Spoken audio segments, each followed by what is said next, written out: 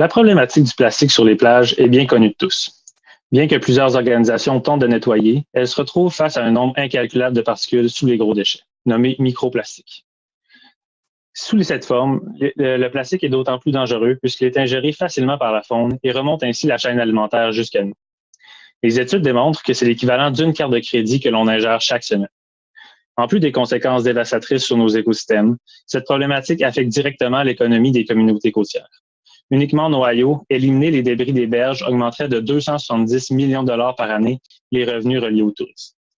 Alors, il est à se demander, qui ramasse les microplastiques? Bonjour, je me présente, Jean-David Lontagne, cofondateur de la start-up Hula One Technologies. Nous avons développé la seule machine en mesure de récupérer les microplastiques sur les plages et comme vous pouvez le voir, ça fonctionne. Nous l'avons testé sur l'une des plages les plus polluées au monde, soit Camilo Beach à Hawaï. On attire le mélange de sable plastique vers notre machine ou les séparer par décantation. Le sable coule et le plastique remonte à la surface du réservoir pour être récupéré par des filtres. Ajouté à cette première version de machine, nous venons tout juste de développer une nouvelle technologie complètement innovante qui nous permet de remettre les matières organiques essentielles aux écosystèmes sur la plage, ce qui réduit la quantité de matière à manutentionner pour nos clients et, plus important encore, permet la revalorisation du plastique récupéré. Présentement, le marché du nettoyage de plage est uniquement concentré sur les plages touristiques.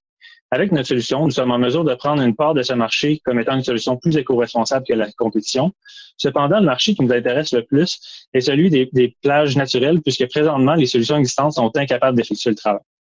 Un bon exemple du potentiel pour ce marché est celui de notre premier client, une entreprise de production de plastique au Texas, forcée par la loi de débourser 50 millions de dollars à la suite de déversements importants de plastique dans l'environnement.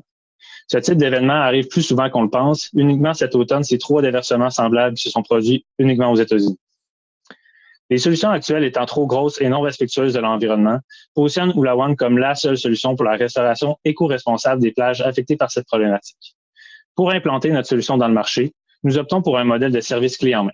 Ce modèle permettra à la compagnie d'avoir une entrée d'argent rapidement tout en peaufinant le développement technologique et d'avoir une rétroaction précieuse de nos clients. Par la suite, nous comptons transitionner vers un modèle de vente qui nous permettra d'atteindre un marché international, puisque comme la problématique, le marché est mondial. Pour mettre en place ce modèle d'affaires, 2021 commence en force avec l'officialisation de notre première démonstration au Texas. D'ici l'automne prochain, nous planifions commencer le contrat de service au Canada et aux États-Unis, ainsi que la réalisation d'une ronde de financement pour mener la compagnie à rentabilité d'ici 2023. Finalement, nous sommes déjà en processus pour vendre une première machine à un client pour mi-2022.